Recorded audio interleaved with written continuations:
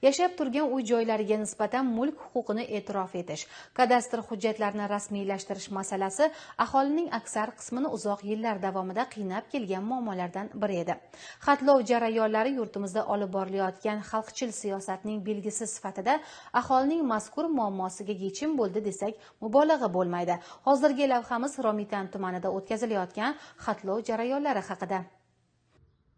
Davlatimiz rahbari tomonidan imzolangan o'zboshimchalik bilan egallab olingan yer uchastkalariga hamda ularga qurilgan binolar va inshootlarga bo'lgan huquqlarni e'tirof etish to'g'risida ayni kunlarda mazkur qonun doirasida viloyatimizning tuman shaharlarda kadastr agentligining Davlat kadastrlari palatasi, Buxoro viloyati boshqarmasining hududiy filiallari tomonidan xatlov ishlari amalga oshirilib kelinmoqda. Xatlov jarayonlarining asosiy maqsadi fuqarolarning yer uchastkalari va ko'chmas mulklarga egalik huquqlarini qonuniy e'tirof etishdan iborat. Ayni kunlarda Romitan tumanining Mirishkor mahalla fuqarolar yig'ini hududidagi xonadonlarda ko'chmas mulk obyektlari xatlovdan o'tkazilmoqda.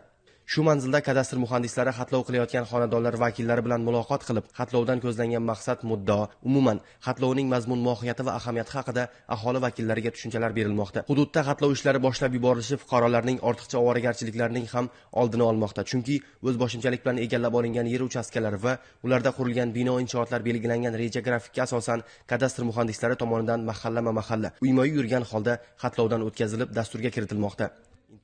Ma'lumot o'rnida kadastr agentligi tomonidan ishlab chiqilgan reja grafikka ko'ra 2024-2025 yillar davomida Buxoro viloyatidagi mavjud 544 ta mahalla fuqarolar yig'inidan 118 ta mahallada xatlov ishlari amalga oshirilishi belgilangan va 2028-yilga mazkur qonun doirasida viloyatning barcha mahallalarida xatlov ishlarini yakunlash reja qilingan.